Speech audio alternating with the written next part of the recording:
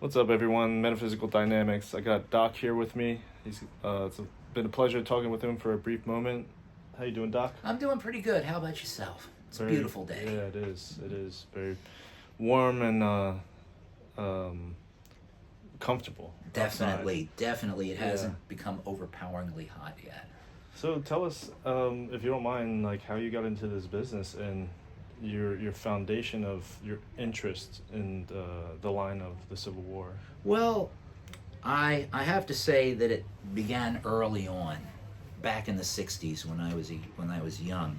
I had an aunt who was very much, God rest her soul, she was very much into history. She had two sons who weren't interested, so she nursed that in me. She started bringing me here to Gettysburg. I can remember being 5 and 6 years old and crawling around the battlefield with her while she's discussing this place and that place, and what parts of the battle, what generals, where. She knew it all. And she knew it all. This was her passion, and she would bring me, and I would follow, and I loved it. It was, a great bonding experience with my aunt and I, that we would go and do this together. And not just Gettysburg, but she took me other places, anything historic. Smithsonian in Washington, the American Museum of American History, Fort McHenry in Baltimore, the Battle of 1812. But Gettysburg always seemed the place that made me feel welcome, so to speak, that I knew it better than anything else, maybe even a little more than my young mind could comprehend. And every time, as I got older, I'm going to go to Gettysburg for the day. I'm going to... Well, you found yourself coming back here. And I found myself coming back here to the point that I came here to study history, and I did, but I stayed for the history. I love the history of the town, the battle, and that's pretty much become my trade. So... What would you say is your most favorite part of this town? Oh boy, I would say Little Round Top and Devil's Den, right around the shadow or the valley of, the Valley of Death. Yeah. Was that on the top of the hill where the battlefield actually is? Yes. Okay, so you go down the hill and then that's there's where a road there. That's where the Confederates under John Bell Hood tried to take Little Round Top and were repulsed time and time again. And then on the last time, the colonel who was up there, who was Joshua Lawrence Chamberlain, the Union colonel, decided to do something. They were running low on powder and shot, and he said, "Boys, we're going to do something to surprise them. We're going to fix bayonets." So they fixed bayonets, even though the Confederates still had plenty of powder.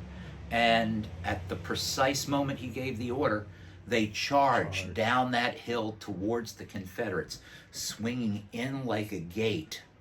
And they had nothing else that they could do. Them. Exactly, but surrender. So that's fascinating. Oh, yeah. yes.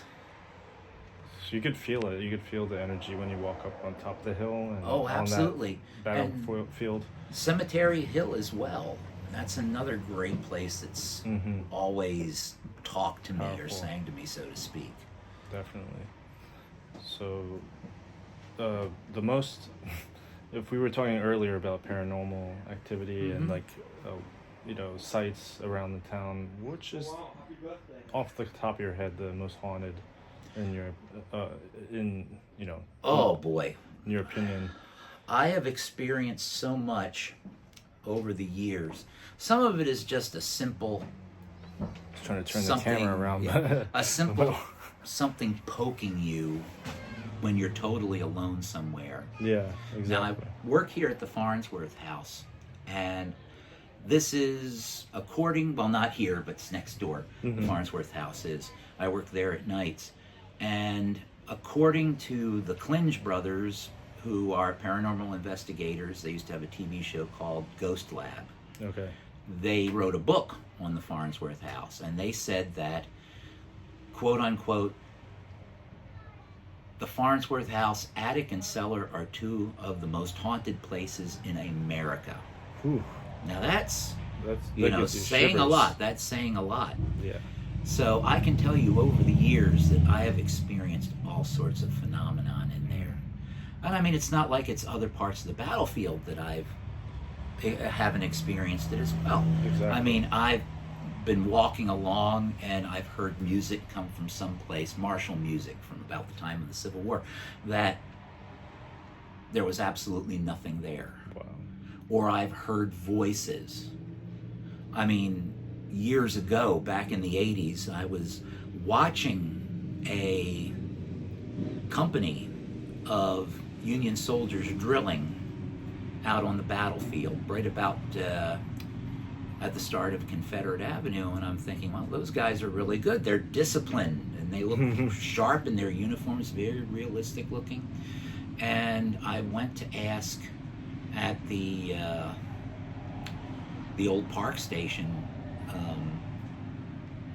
who were those guys? Did they get a permit? I'd like to know about their reenacting group. And they said, we have no reenactors out on the battlefield today.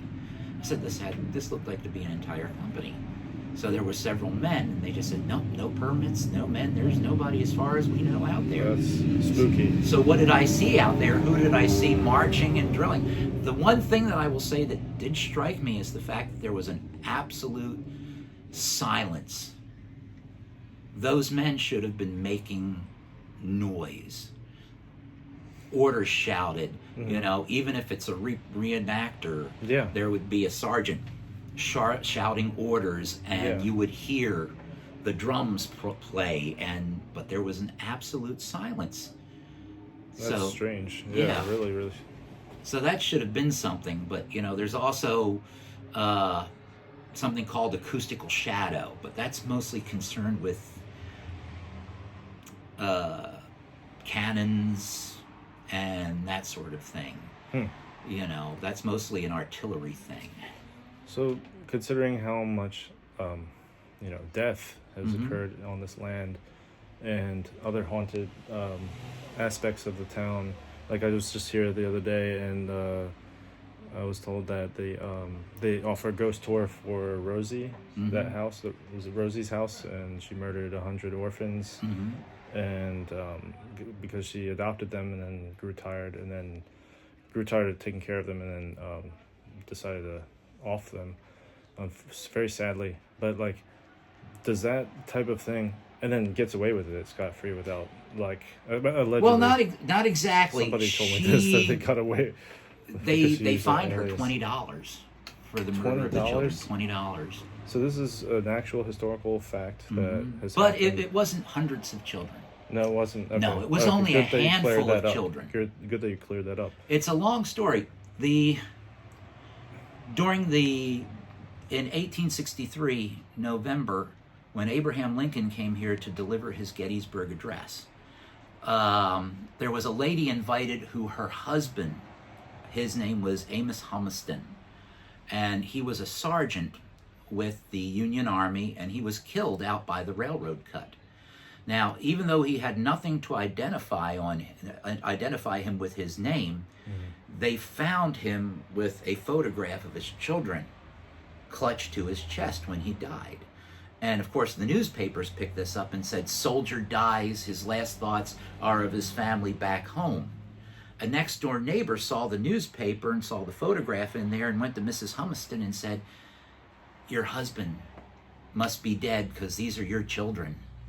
And she reads the article, and she comes to Gettysburg, and by that time it's too late. His body's already buried. They're not sure exactly where poor Amos is, but she meets the mayor and people in the town. She's invited back here for Lincoln's address, well, when he gives the address, and she meets Abraham Lincoln, and a group of men approach her and say, "We are thinking, because you have 3 children now that are orphans, Okay. we're thinking about for the soldiers who the children are going to lose fathers, maybe even mothers during the war, of setting up a national orphanage here. So she says, I'll consider it. We'll make you the matron. She's the first matron. So she comes in with her 3 children, and they love her. The children love her. She's like a second mother to them. She loves them. They love her back. But this is a young man's war, and her husband, Amos, died when he was a very young man. So he's 24, 25 years old. She's maybe a year or so younger, because that's the way it usually followed. So as things happen, she's still a woman in her, by this time, early 30s, maybe late 20s, because they didn't open the orphanage until 1870. So it took a whole almost 7 years for them to organize, fund it, and open it. Yeah. So she meets a man from here in town, about her age. They court. Of course, her children are grown up now, so they've gone off to their lives. Her 2 sons have gone off. Her daughter has married. She meets this man, and they get together, and they move to New York. Rosa Carmichael is put forward to the board of directors as the next matron or caretaker. She was associated with a doctor in Philadelphia, and he was on the board of directors and said, "Oh, this is a wonderful woman. She's my housekeeper." Put whatever you want into "she's my housekeeper." Probably a relationship, an intimate one between the 2 of them. So she comes here. Now, what we don't know, or what the public doesn't know, is in the beginning, she starts abusing the children. She starts using the money that's appropriated from the various committees to sponsor the orphans, mostly veterans organizations. Wow, she's exploiting them. Exactly. She's buying herself fancy clothes, fancy furniture. The children are starving to death and being abused. Also, the man who put her forth, who was a prominent physician in Philadelphia, comes here in the summer months and uses the orphanage as his private summer residence.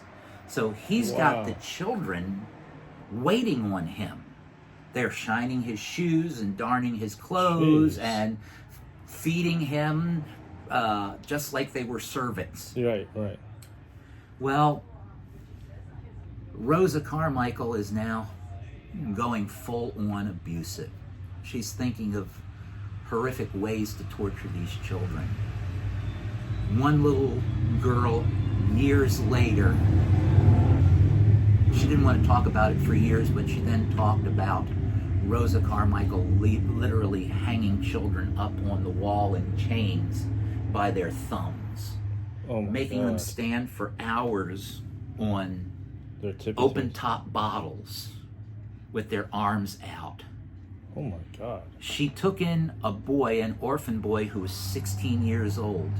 He had one arm because it had been amputated in childhood from whatever childhood malady. Disease, yeah. And she pressured him to go in on her with this abuse of the children. He was known to whip and flog the children. Oh my God. And of course, she's keeping this quiet. Whenever someone would hear a rumor of the abuse, she would take the most vocal children and chain them in the cellar there. Oh. And of course, children are going to die with that kind of abuse. Of course. Now, at one point, the young man with one arm, he decides he's going to run off. So he runs off, and he tries to get people in town to listen, but nobody's going to listen. He goes as far as Chambersburg, Pennsylvania, where he talks to the sheriff. And the sheriff says, "Come on, boy, we don't want to hear this. It's none of our business." So the boy was smart enough to do this. The young man went to the GAR, the Grand Army of the Republic, he went to the old soldiers' home that put money, that invested their money in donations, and he told them the story. Sure. And they sent a committee to investigate. Good. Before the committee could get here, someone down in the mayor's office contacted Rosa Carmichael and said, there's a committee coming up to investigate you. I would leave town. And she left town. So they gave her an out too. Exactly. So when she got here, when they got here, they looked around, they found the corpses of 3 children buried there, and they put out the equivalent, the Civil War equivalent of an APV. So they're looking for her, but they're not looking too hard. Eventually, she makes the mistake of coming back to town, and they grab her on the spot. They take her down to the jail. Of course, there's litigation. And in the end, for the death of 3 children and the torture of countless others, she's fined $20 and told to leave town. That's insane. $20 for 3 lives and the countless suffering of other children. What do you think was going on with in the minds of the rest of the town? Was justice going on in the minds? Well, at the end, yes. When they finally had to listen. I mean, there are a lot of things. You don't want to think the worst. I mean, we're talking, this is the Victorian era.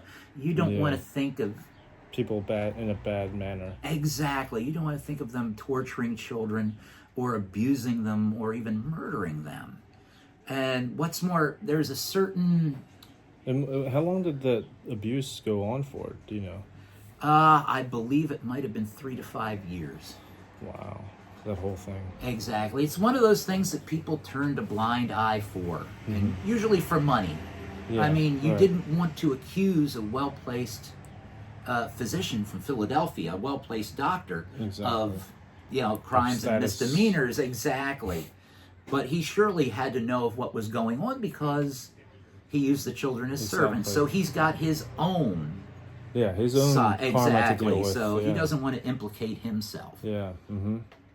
Man, that's insane. And just to know how the people in the justice system dealt with it, what they thought about it. Well, I'm curious what, how many people were on the good side and how many people just didn't care, That's the thing. You have to remember that we are just coming out of a war by the 1870s, in which here at the Battle of Gettysburg, 60,000 plus casualties and deaths.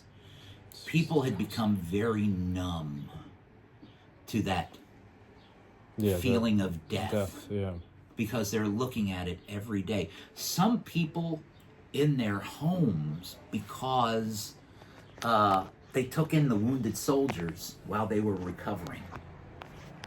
They would take in a couple of soldiers, put them in beds, look after them until they were ready to move on. And so, they actually could have died in some people's houses as well. Exactly. Bled there at least.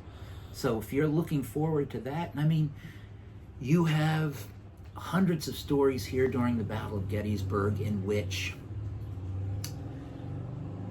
people are involved.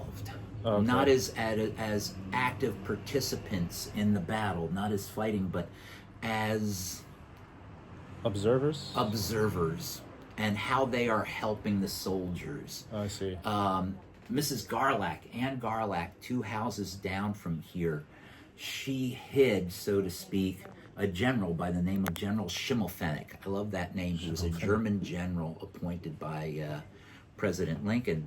And he was in the retreat from over this way, from the west, heading towards this part of town. The general was literally, he had the Confederates on his heels and he was leaping fences. And in his account, he said he leapt over one fence, went to jump over the other, and he saw Confederates on the other side and retreated. He went to the fence behind him to do the same thing, and there's Confederates there. Surrounded. Same thing the way he came. He thought he could retreat. No. They had on the property a pigsty. where the pigs would go in and sleep at night. So it's, pigsties were low areas with, a little door in front. He went into the pigsty, and in literally a cube-shaped area, he scrunched himself down into the fetal position and stayed there for 3 days. Oh my God. Lest he come out and be either killed or captured. Yeah. Mrs. Garlack went out to feed the pigs and saw the poor man in there, and he went. And she acknowledged that and went away.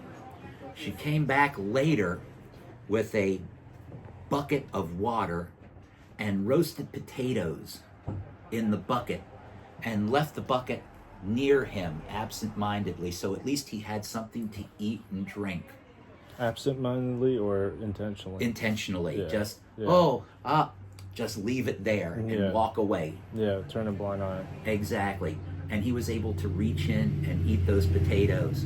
Wow. She said she felt so sorry. On the second day, she meant to bring him more food, but the battle was so heated that she couldn't do it. She couldn't even leave her cellar. Jeez. So she was worried about the young man. On the third day after the battle, when she went out to see what was going on, she was happy to report she wanted to speak to him, but when she arrived there, he had crawled out, and his men, his soldiers, had come to look for him to see if he was alive or dead. And when they found him, she said that they were throwing him in the air and cheering that he was still alive. And she said, I wasn't going to interrupt that, but she said he probably couldn't have been able to walk at that point. Yeah, I can imagine. So his men literally had to carry him away because his legs had stiffened up from being in that position. 72 hours. Exactly. Oh So gosh. there's all kinds of stories Yeah. that all these. But in essence, like all the pain and the suffering and all that, the drama it's been soaked into the ground, and do you think it has to have affected the minds and their hearts and the Absolutely. the emotions of people that live in this town even till this present day? So you would agree with that? Absolutely. Okay. Absolutely. Well, thank you so much, Doc. You It's are been welcome. My honorable Anytime. pleasure. And see you guys next time on the next episode of Metaphysical Dynamics.